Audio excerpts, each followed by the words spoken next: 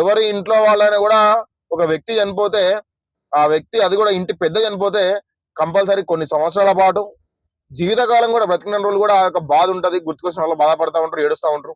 ఆయన చేసిన పనులు గుర్తుకొచ్చినా కూడా బాధ అనిపించి ఏడుస్తూ ఉంటారు. ఆ మినిమం కామన్ సెన్స్ లేదా అన్న? మీకు ఏం మాట్లాడుతున్న విషయం మీద అసలు మీరు ఏం మాట్లాడుతున్నారు?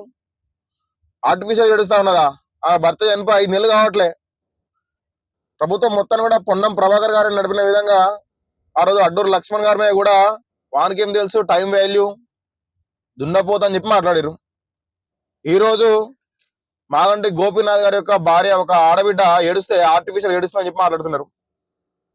అది ఏం మాట్లాడుతున్నారా అని చెప్పి మీ యొక్క విజ్ఞతగా వదిలిస్తున్నారన్న పబ్లిక్ అందరూ కూడా చూస్తూ ఉన్నారు మీరు ఏం మాట్లాడారు అని చెప్పేసి. ఏ విధంగా మాట్లాడుతున్నారు, పదవులు రాకముందు ఏ విధంగా ఉన్నారు, పదవులు వచ్చినాక ఏ విధంగా ఉన్నారు, ఏ విధంగా మాట్లాడుతున్నారు, ప్రజలతో ఇలా ఏ విధంగా మీరు బిహేవ్ చేస్తారని చెప్పేసి పబ్లిక్ అందరూ కూడా చూస్తూనే ఉన్నారు. దానికి కూడా తగిన గుణపాఠం కూడా చెప్తారు.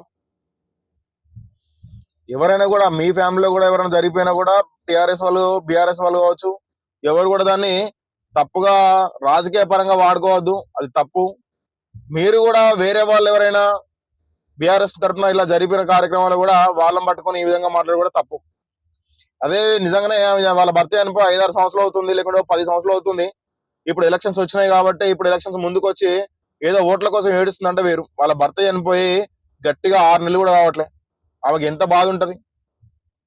ఒక కుటుంబ పెద్ద, ఒక ప్రజాసేవ చేసినటువంటి ఒక నాయకుడు, మీలాంటి ఒక పొలిటికల్ లీడర్ తను చనిపోతే వాళ్ళ ఇంట్లో వాళ్ళకి బాధ ఉండదా?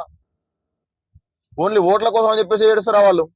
మీరు ఏదైనా మాట్లాడే ముందు, ఒక స్టేట్మెంట్ ఇచ్చే ముందు కొందరి మనోభావాలు దెబ్బతింటాయి. వాళ్ళ యొక్క మనోభావాలు దెబ్బతిన్నప్పుడు కంపల్సరీ బాధపడతారు. ప్రజలు కూడా దాన్ని అర్థం చేసుకుంటారు. దానికి తగిన విధంగా శిక్షలు కూడా మీకు వేస్తారని చెప్పి కూడా మీరు అర్థం చేసుకోవాలి.